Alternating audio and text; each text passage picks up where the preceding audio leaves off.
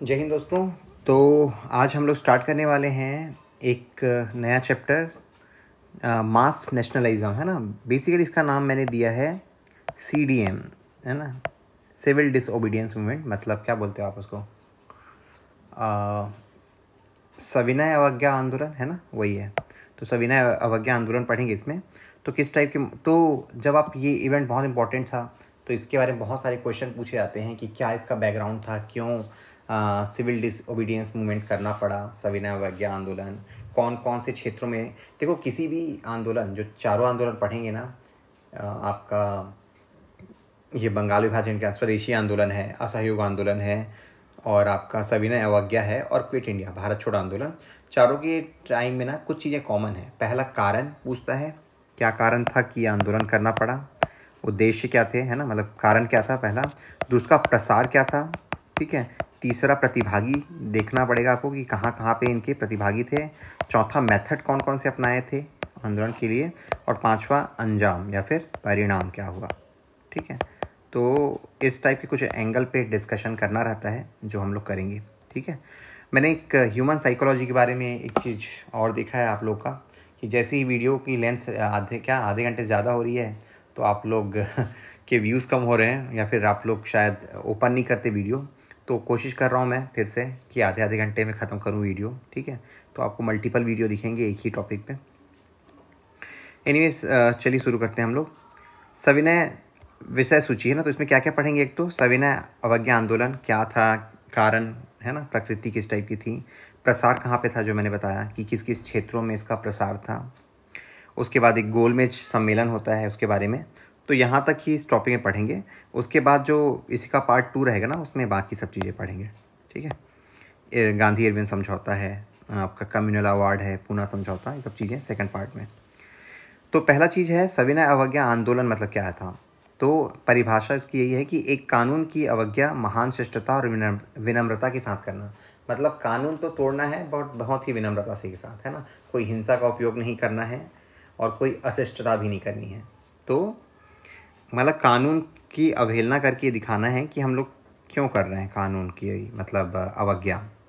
गांधी का आंदोलन, जिसने विरोध के साधन के रूप में सत्याग्रह का उपयोग किया, इस विश्वास पर आधारित था कि अगर कुछ गलत है तो हमें उसका विरोध करने का हक है ना। हर तरीके से हमें गलत का विरोध करना चाहिए, लेकिन विरोध किस टाइप से करना है, शिष्टता और विनम्रता के साथ, है ना। वो मुन्ना भाई बोलता है ना कि मैं तुमसे विनम्र विनती करता हूँ करके, तो वैसी वाली बात है कि आप अवज्ञा तो कर रहे हो लेकिन विनम्रता के साथ कर रहे हो। मूल सिद्धांत क्या है इसके, सत्याग्रही साहस, धैर्य और त्याग का परीक्षण देंगे। गांधी के लिए अन्यायपूर्ण कानूनों का विरोध करना उतना ही महत्वपूर्ण था जितना न्यायपूर्ण कानूनों का पालन करना, और अत्याचार के खिलाफ नैतिक बल के रूप में अहिंसक प्रतिरोध दिखाना भी इसका ही मकसद था। कारण क्या थे, सविनय अवज्ञा आंदोलन करना पड़ा, क्यों करना पड़ा। पहला था नमक कानून। ब्रिटिश ने कानून भारतीयों को नमक बनाने से रोकने वाला कानून पारित किया। नमक केवल अंग्रेज या फिर यूरोपीय निर्माताओं द्वारा ही उत्पादित किया जा सकता था। तो नमक क्या है, एक बेसिक आपके वो है, एम्यूनिटी है या फिर आवश्यकता है। अगर उसके बनाने में आप प्रतिबंध लगा दोगे तब तो आंदोलन होना ही है। उसके बाद आता है राजनीतिक दमन। तो साइमन कमीशन का जो विरोध किया था उसका बड़े पैमाने पर गिरफ्तारी हुई थी, बहुत बुरे तरीके से कुचला गया था। लाठी से आपके लाला लाजपत राय पे भी बहुत हमला हुआ था। नेक्स्ट है आर्थिक संकट। तो ये जो 1929 में ना एक वैश्विक वो आई थी, क्या बोलना चाहिए उसको, हिंदी क्या बोलते हो आप, रिसेशन को क्या बोलते हैं, महामंदी, है ना, महामंदी आई थी।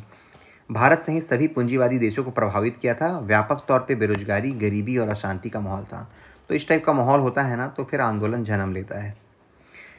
तो गांधी जी ने अल्टीमेटम दिया, क्या अल्टीमेटम दिया कि भाई इरविन को अल्टीमेटम दिया कि हमारे 11 पॉइंट हैं, इन 11 डिमांड, जिसे 11 सूत्री डिमांड बोलते हैं ना, तो 11 सूत्री मांगों पे अगर आप नहीं मानेंगे तो हम लोग सविनय अवज्ञा शुरू कर देंगे।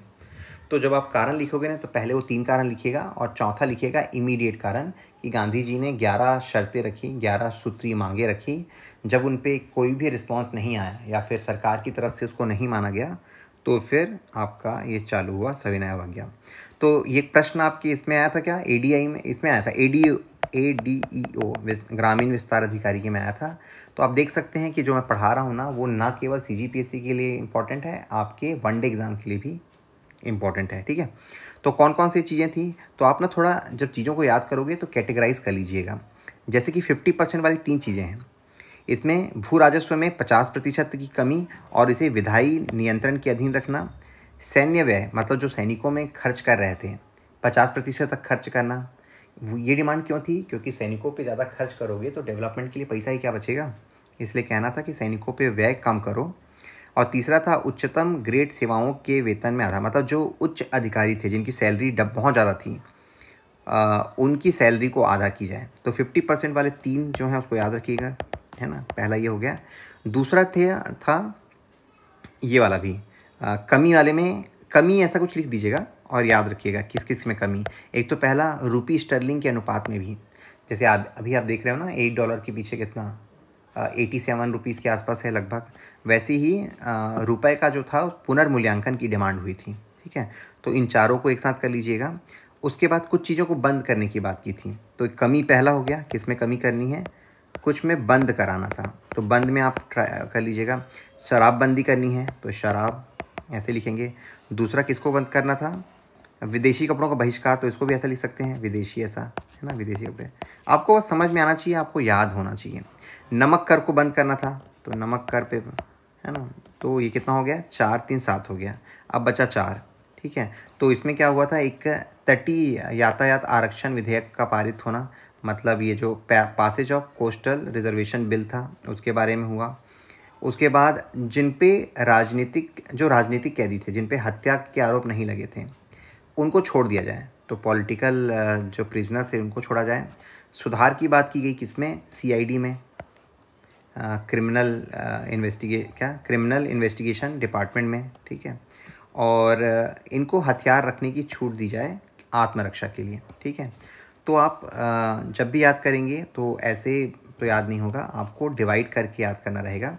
तो मैंने बताया कि कुछ में कमी करने के लिए बोली गई और कुछ में सुधार करने की बात की गई। ठीक है, और कुछ में बंद करने की बात की गई, शराब बंद कर दीजिए। ठीक है, विदेशी कपड़ों पर जो है प्रोटेक्शन शुल्क लगाइए, नमक कर को हटाइए, है ना। तो इस टाइप से 11 मांगे थी इनकी।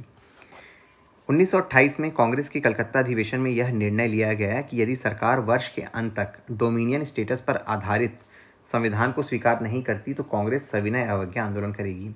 आपको याद होगा मोतीलाल नेहरू के अध्यक्षता में एक नेहरू रिपोर्ट आई थी, है ना, तो उसमें इन्होंने स्वतंत्रता नहीं मांगी थी, डोमिनियन स्टेटस मांगी थी। लेकिन अगर नहीं होगा तो सविनय अवज्ञा करेंगे। तो उस टाइम तो नहीं हुआ, 1930 में ही हुआ था। ठीक है, गांधी जी नमक उठा रहे हैं। तो आंदोलन की प्रकृति कैसी थी, किस नेचर का था, आप ना वर्डों को समझिएगा ना। नेचर मतलब आपका जनता का जुड़ाव कैसा था, शांति में था, किस टाइप का था, तो नेचर कैसा था। तो पहला, दांडी यात्रा जो शुरू हुई, गांधी ने 12 मार्च 1930 को साबरमती आश्रम से केवल 78 लोगों के साथ शुरुआत की। तो एक एक नंबर मैटर करता है ना, यहाँ पे लिख देगा 80 लोगों के साथ शुरू करी, तो 78 से 80 तो नहीं कर सकते ना, इसीलिए आपको चीज़ों को याद रखना होगा कि 12 मार्च से शुरू किया था और 78 लोगों के साथ।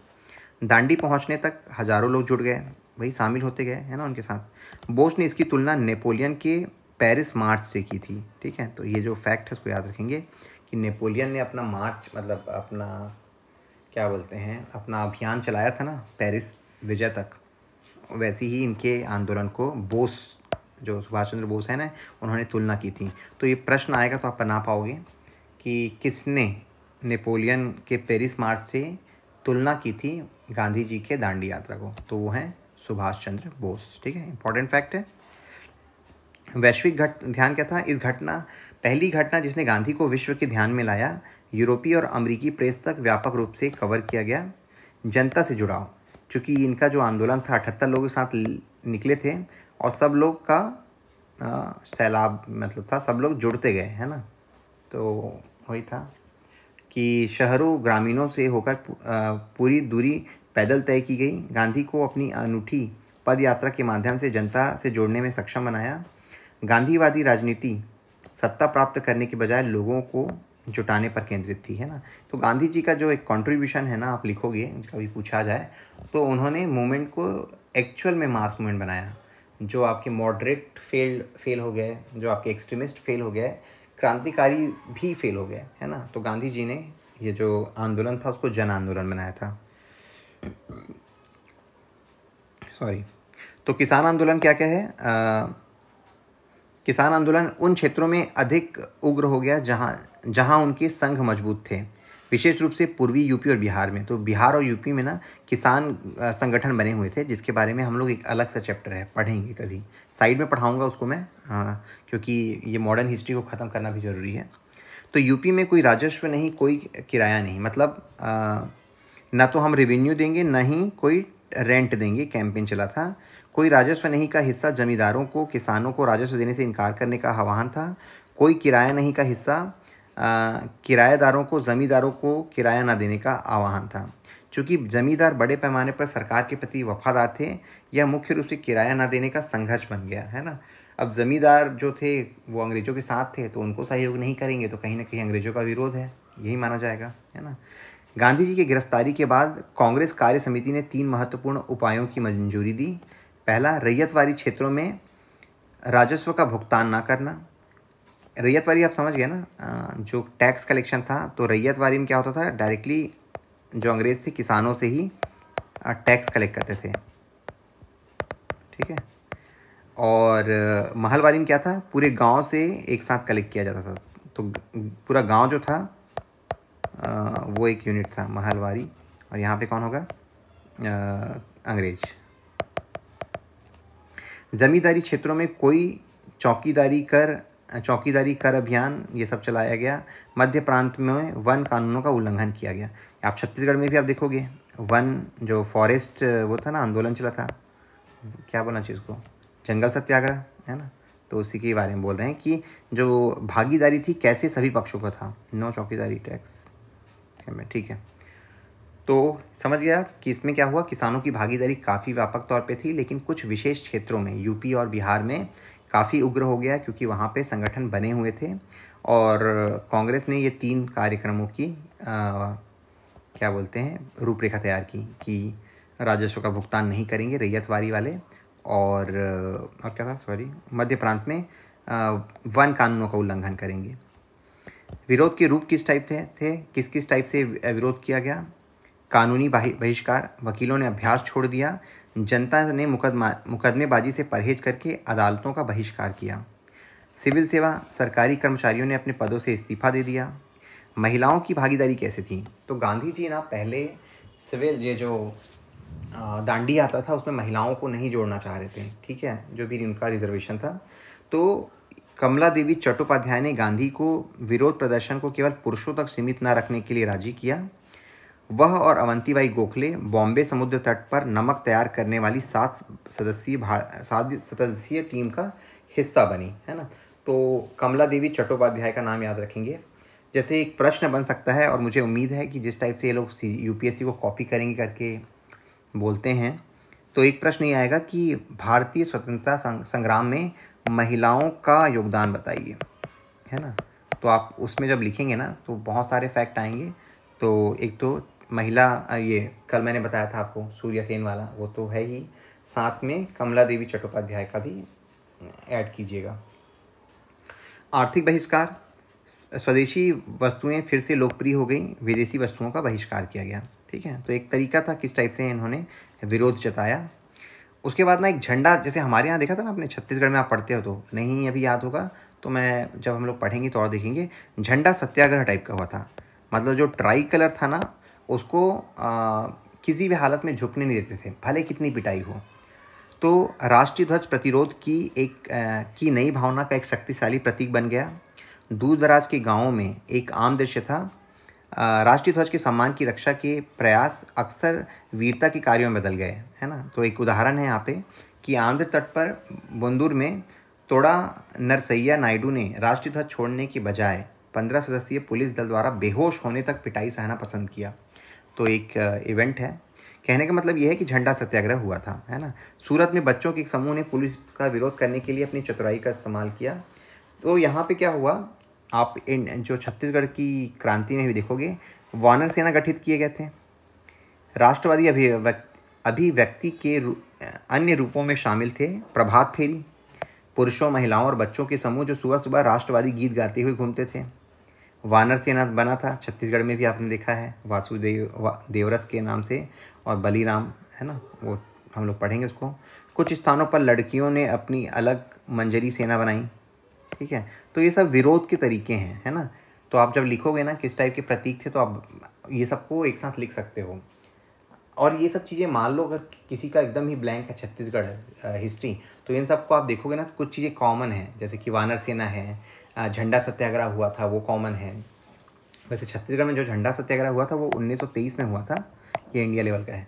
तो झंडा सत्याग्रह हो गया, उसके अलावा जंगल सत्याग्रह है ना, इसमें हमने पढ़ा ही। उसके अलावा क्या था, नमक कानून तोड़ना, ठीक है, और विदेशी का बहिष्कार करना, नौकरी ना और कानूनों को तोड़ना, ये सब चीज़ें शामिल है। अब आंदोलन का प्रसार कहाँ कहाँ था, तो पहला था बिहार। किसानों ने ज़मींदारों को चौकीदारी कर देना बंद कर दिया। राजेंद्र प्रसाद और अब्दुल बारी प्रमुख नेता हुए।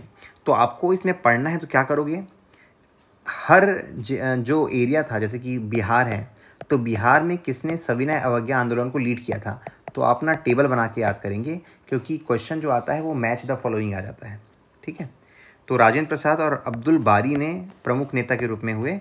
चंपारण और सारण नामक सत्याग्रह शुरू करने वाले, चंपारण और सारण दो जगह हैं बिहार में, वो सत्याग्रह शुरू करने वाले प्रमुख जिले थे।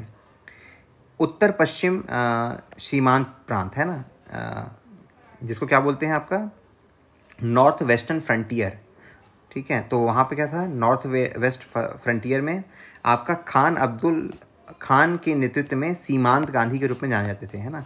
तो इनके बारे में बहुत पूछा जाता है, खान अब्दुल गफ्फार खान के बारे में, ठीक है। इनको भारत रत्न भी मिला है। तो ये थे इन्होंने एक संगठन बनाया था जिसका नाम था खुदाई खिदमतगार, जिसका मतलब क्या हुआ, ईश्वर के सेवक, है ना। और जिन्हें लाल कमीज भी कहा जाता था। इनके जो विरोधी थे ना, लाल कमीज कपड़े पहनते थे, मतलब ड्रेस कोड टाइप का बोलिए, ठीक है। तो इन्होंने नॉर्थ वेस्टर्न उत्तर पश्चिमी सीमांत प्रांत में विरोध जताया, जिनका नाम था खान अब्दुल गफ्फार खान, ठीक है। सीमांत गांधी के नाम से जाना जाता है। ये बहुत इंपॉर्टेंट फैक्ट है, आप लोग लिख के रखेंगे, याद करके रखेंगे। तमिलनाडु में किसने किया, अब यहाँ पे ना हमेशा तमिलनाडु और केरल में कन्फ्यूजन होता है। तो तमिलनाडु में विरोध किया था सी राजगोपालाचारी ने। अप्रैल 1930 में नमक कानून तोड़ने के लिए तिरुचिरापल्ली के तंजौर तट पर वेदारण्यम तक एक मार्च का आयोजन किया। मतलब इन्होंने भी दांडी यात्रा करी अपने तिरुचिरापल्ली से तंजौर तक, ठीक है। तो याद रखेंगे सी गोपालचारी, ठीक है। अब चूंकि आपने पढ़ लिया क्या, तमिलनाडु, कंफ्यूज करने के लिए केरल का भी पूछता है। केलप्पन, ये ना यूपीएससी में आया था। केलप्पन नायर वायकोम सत्याग्रह के लिए प्रसिद्ध कांग्रेस के नेता थे, ने नमक मार्च का आंदोलन किया, कहाँ पे आयोजन किया, केरल में। पी कृष्ण पिल्लई, केरल कम्युनिस्ट आंदोलन के भविष्य के संस्थापक, ने नवंबर 1930 में कलिकट समुद्र तट पर पुलिस लाठीचार्ज के दौरान राष्ट्रीय ध्वज की रक्षा की। तो इन दोनों के नाम याद रखेंगे, कृष्ण पिल्लई और पक्कन। उड़ीसा में किसने किया, गोपबंधु चौधरी ने, ठीक है। तो दोस्तों आप ना जहाँ पे भी क्रांतिकारी या फिर किसी नेता का नाम आ रहा है उसको अच्छे से याद रखेंगे, क्योंकि इससे सीधा सा एक क्वेश्चन बनेगा, स्टेटमेंट दे देगा आपको, बोलेगा इनमें से कौन सा गलत है, बोल देगा कि गोपबंधु चौधरी ने धरासना में आंदोलन किया था। तो अगर आपको पता होगा कि गोपबंधु चौधरी वो उड़ीसा से बिलोंग करते थे, तो आप पकड़ लोगे कि ये गलत स्टेटमेंट है। गोपबंधु चौधरी के नेतृत्व में नमक सत्याग्रह बालासोर, कटक और पुरी जिलों के तटीय क्षेत्रों में प्रभावी साबित हुई। धरासना मतलब ये गुजरात में किसने किया था, सरोजनी नायडू ने, वेरी इंपॉर्टेंट। सरोजनी नायडू, इमाम साहिब और मणिलाल गांधी ने धरासना, क्या बोलते हैं उसको, धरासना ही बोलते हैं ना, धरासना नमक कार्यों पर छापा कार्य किया।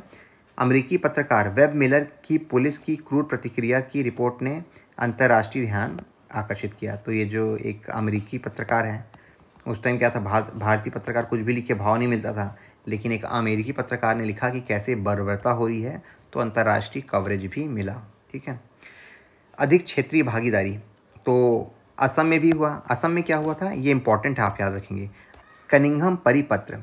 तो इसमें क्या किया गया था, स्टूडेंट को धमकाया गया था कि आप क्रांतिकारी आंदोलन में आप भाग लोगे ना, तो आपका जो वो है क्या बोलना चाहिए उसको, एकेडमिक जो रिपोर्ट है वो ख़राब कर दिया जाएगा, है ना। तो छात्रों के नेतृत्व में एक कुख्यात कनिंघम परिपत्र के खिलाफ एक शक्तिशाली आंदोलन शुरू हुआ। परिपत्र ने छात्रों और उनके अभिभावकों को अच्छे व्यवहार का आश्वासन देने के लिए मजबूर किया। मतलब परिपत्र में यही था, सर्कुलर में, कनिंघम सर्कुलर बोल दीजिए।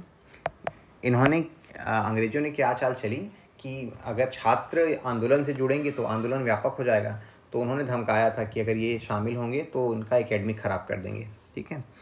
नागालैंड में कौन थी, इनका नाम तो सुने ही है, रानी गैडिनेल्यू। ये हेराका धार्मिक आंदोलन की सदस्य थी, ने प्रतिरोध किया। गांधी ने उन्हें रानी की उपाधि दी थी, है ना। सॉरी, मैंने नेहरू ने दिया था, मैंने गांधी बोल दिया। याद रखेंगे, ये प्रश्न डायरेक्टली बनता है कि रानी गैडिनेल्यू को किसने रानी की उपाधि दी थी, तो नेहरू ने दी थी। वे 1937 में शिलोंग जेल से उनसे मिले थे। कौन? नेहरू। सोलापुर में क्या हुआ था, कपड़ा मिल मजदूरों ने हड़ताल की। अन्य निवासियों के साथ मिलकर उन्होंने शराब दुकानों और सरकार के अन्य प्रतीकों को जलाया था। अब आते हैं आंदोलन की विशेषताएं। अखिल भारतीय जन आंदोलन, सविनय अवज्ञा आंदोलन पूरे देश में फैल गया, जिसमें सभी क्षेत्रों के लोग शामिल हुए। शहरी केंद्रों की तुलना में ग्रामीण और किसानों में अधिक लोकप्रिय था। हिंदू मुस्लिम संबंध कैसे रहे? असहयोग आंदोलन के विपरीत हिंदू मुस्लिमों के बीच एकता का अभाव था। तो जो असहयोग आंदोलन के टाइम क्या था, मुस्लिमों को एक वो था, खिलाफत के लिए लालच था, तो वो आंदोलन में जुड़े हुए थे। लेकिन यहाँ पे दोनों के बीच जो एकता का अभाव दिखा। यहाँ जिन्ना की मांगों और कांग्रेस और मुस्लिम लीग के बीच मतभेद, जिन्ना की मांगों और कांग्रेस और मुस्लिम लीगों के बीच मतभेद का कारण था, ठीक है। तो जिन्ना अलग डिमांड कर रहे थे अपना। सत्याग्रही लचीलापन, गांधीवादी सत्याग्रहियों द्वारा दिखाया गया लचीलापन जन आंदोलनों के इतिहास में अद्वितीय था। इसका इंग्लिश में पढ़ेंगे ज़्यादा अच्छा रहेगा।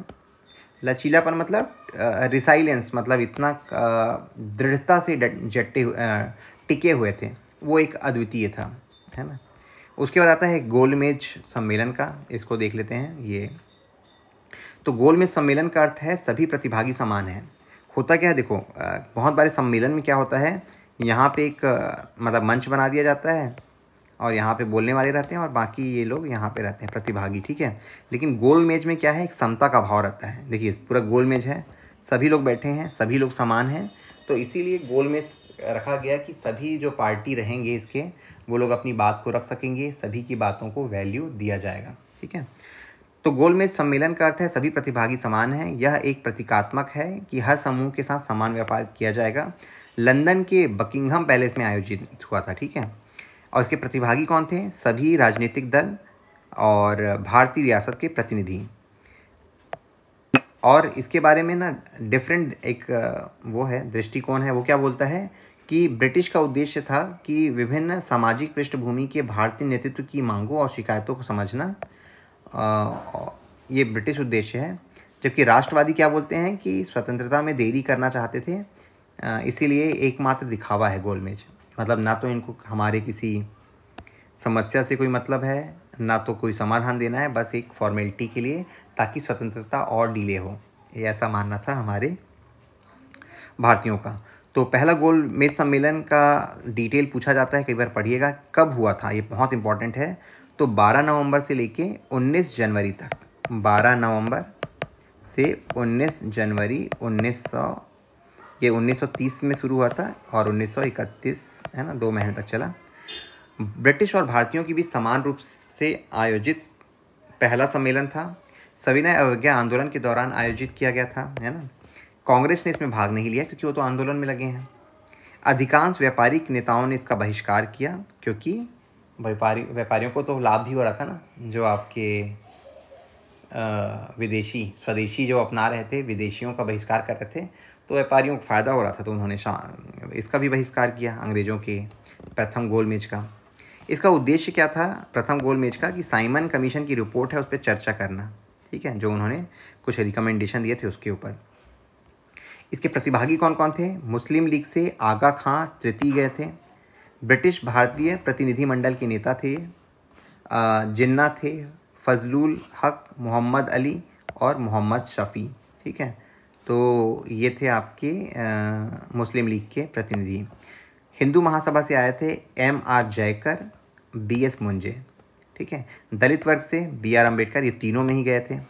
जयकर भी तीनों में गए थे। ये कुछ लोग ना तीनों ही गोलमेज सम्मेलन में गए थे, क्योंकि ये प्रश्न भी बनता है कि किन्होंने तीनों गोलमेज सम्मेलन में सब भाग लिए। जैसे प्रश्न लिख दिया जाता है स्टेटमेंट कि कांग्रेस ने तीनों गोलमेज सम्मेलन में भाग लिया, तो क्या ये सही है? बिल्कुल गलत है।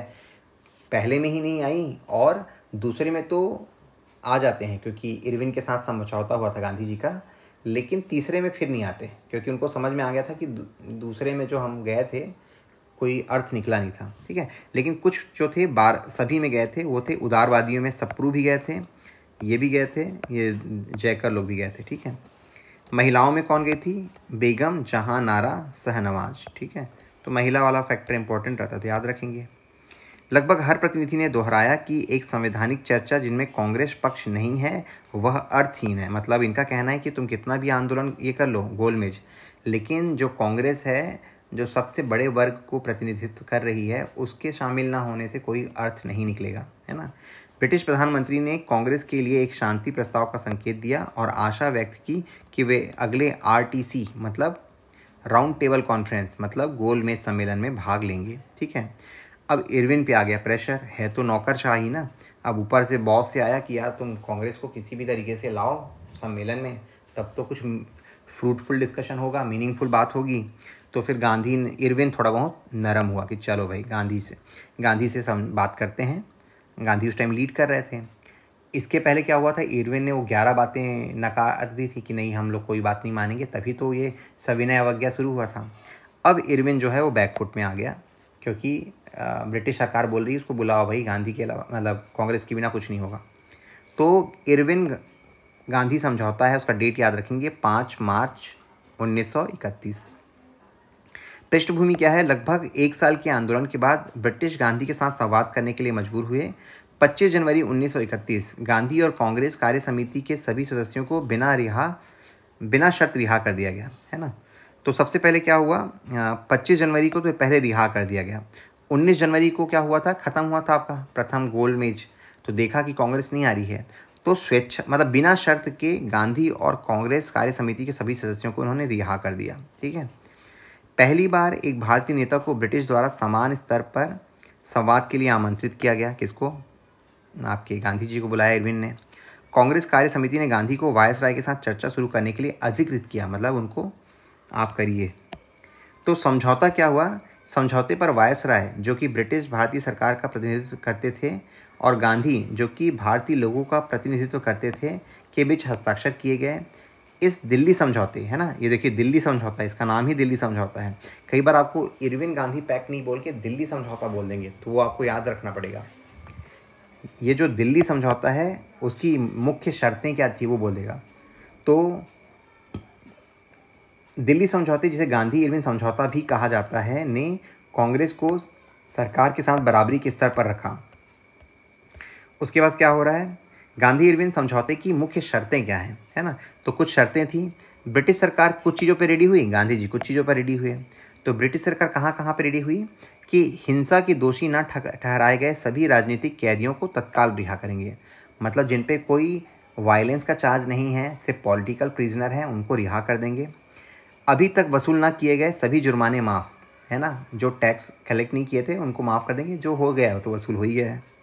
तीसरे पक्ष को अभी तक ना बेची गई सभी भूमि की वापसी, जो कब्जा किए थे ना ज़मीन का किसानों के, सब वापस कर दिए गए, जो बेचा नहीं गया था, है ना। इस्तीफ़ा देने वाले सरकारी कर्मचारियों के साथ उदार व्यवहार किया गया, मतलब उनको नौकरी वापस ले लिया गया, उनके साथ बर्बरता नहीं बरती गई। शांतिपूर्ण और गैर आक्रामक पिकेटिंग का अधिकार, मतलब जो शराब पिकेटिंग करते थे ना, तो अगर शांतिपूर्ण तरीके से कर रहे हैं तो वो अधिकार दिया जाएगा। लास्ट क्या था, क्योंकि शराबबंदी की डिमांड तो गांधी जी ने की ही थी। आपातकालीन अध्यादेशों की वापसी, है ना, तो जो आपके ऑर्डिनेंस हैं उसको वापस लिया गया। नमक कानून में संशोधन किया गया और तटीय क्षेत्र में रहने वाले लोगों को व्यक्तिगत उपभोग के लिए नमक बनाने की अनुमति दी गई, ठीक है। तो ये देखिए सबसे इम्पोर्टेंट वही है कि आप व्यक्तिगत उपयोग के लिए बना सकते हो, कमर्शियल के लिए तो नहीं अनुमति दी गई है। गांधी की तरफ से क्या हुआ, ये तो अंग्रेज लोग मान गए, गांधी की तरफ से क्या हुआ, सविनय अवज्ञा आंदोलन को स्थगित किया गया और दूसरे गोलमेज में भाग लेने के लिए रेडी हुए। ठीक है, तो ये तो हो गया गांधी जी ने जो बात मानी, ये हो गया अंग्रेजों ने। लेकिन गांधी जी, ब्रिटिश ने 2 मांग को अस्वीकार कर दिया। उनमें से तो पहला था पुलिस अत्याचारों की सार्वजनिक जांच, मतलब पुलिस ने जो बर्बरता बरती थी उसके बारे में जांच करने की मांग की थी, वो ठुकरा दिया गया। भगत सिंह और जो राजगुरु सुखदेव हैं, भगत सिंह और उसके साथियों की मृत्युदंड को आजीवन कारावास में परिवर्तन किया जाए, इसका भी उन्होंने बोला था, लेकिन वो भी बात ठुकरा दी गई। ठीक है, तो क्या गांधी इरविन समझौता एक पीछे हटना था, है ना, एक असेसमेंट आ सकता है, तो इसका देखते हैं हम लोग। ये पीछे हटना नहीं था, क्यों? क्योंकि जन आंदोलन अनिवार्य रूप से एक अल्पकालिक होते हैं। आप जानते हो किसी भी बड़े आंदोलन को लंबा नहीं खींचा जा सकता। इवन मैं गवर्नमेंट स्कीम में मैं देखता हूँ बहुत सारे स्कीम को ना बहुत लंबा खींच पाना मुश्किल होता है। जन आंदोलन को आपको शॉर्ट टर्म में जितना अचीव हो सकता है उतना अचीव करिए, ठीक है, लॉन्ग टर्म में फिर लेथार्जिक हो जाता है। ठीक है, हाँ, अगर आप में मोटिवेशन है लंबा खींचेंगे तो वैसे ही है। जन आंदोलन क्या है, उसको अल्पकालिक होते हैं। सेकंड, कार्यकर्ताओं के विपरीत जनता की बलिदान करने की क्षमता सीमित है। आपने देखा चौरा चौरी में एक टाइम बाद क्या हो गया था, बलिदान, सेक्रीफाइस सब पीछे रह गए और जो पुलिस स्टेशन है उसमें आग लगा दी गई थी। तो जनता की बलिदान करने की जो है उसकी लिमिट होती है, लिमिट पार करोगे तो वो लोग बिखर जाएंगे। सितंबर 1930 के बाद थकान के संकेत थे, विशेष रूप से दुकानदारों और व्यापारियों के बीच। अब इनका क्या था, नुकसान हो रहा है, तो ये लोग भी क्या गिव अप करने की मोड में थे।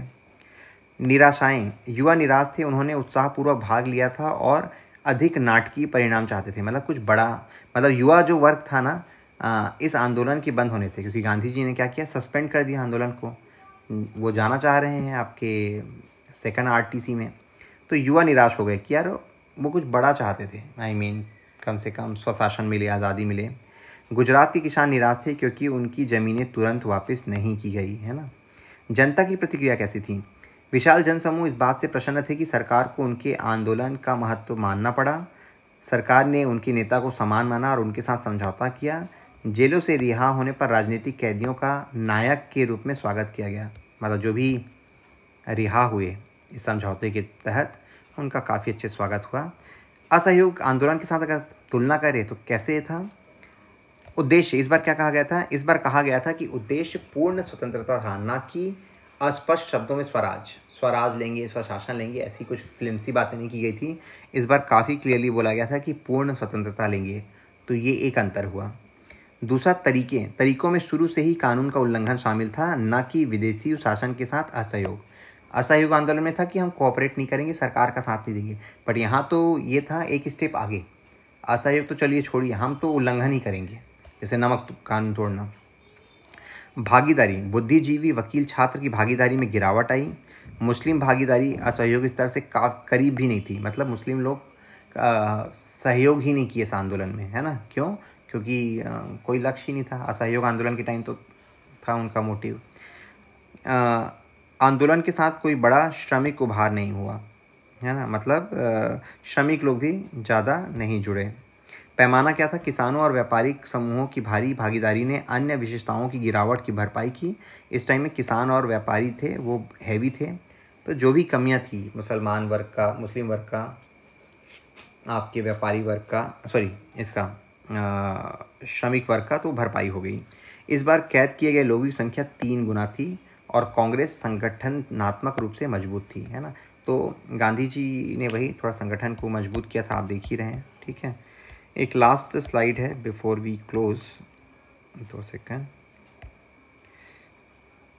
ये तो हमने पढ़ लिया है ना कि ये तो ठीक है। उसके बाद आते हैं लास्ट, तो ये भी हो चुका है। एक जो लास्ट स्लाइड था ये वाला कि कांग्रेस के अच्छा सॉरी, हाँ, ये कहीं पे ना गांधी वो वाला था यार कि एनीवेज, चलिए यहाँ पे देखते हैं। तो यहाँ पे तुलना कर लिए, ठीक है, तो यहाँ पे अपन क्लोज करते हैं। ठीक है, आगे हम लोग देखेंगे कराची के प्रस्ताव, जो कराची सम्मेलन हुआ, क्योंकि इससे प्रश्न बनते हैं। ठीक है, तो यहाँ पे क्लोज करते हैं, अपन सेकंड लेक्चर में देखेंगे बाकी। Thank you.